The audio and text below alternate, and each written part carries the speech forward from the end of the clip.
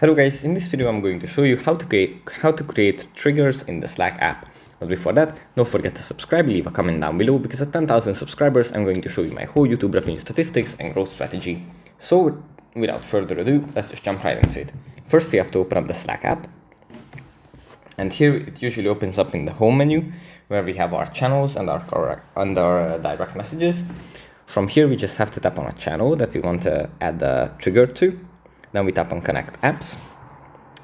Then in the top right corner, we find some parallel lines. We tap on those.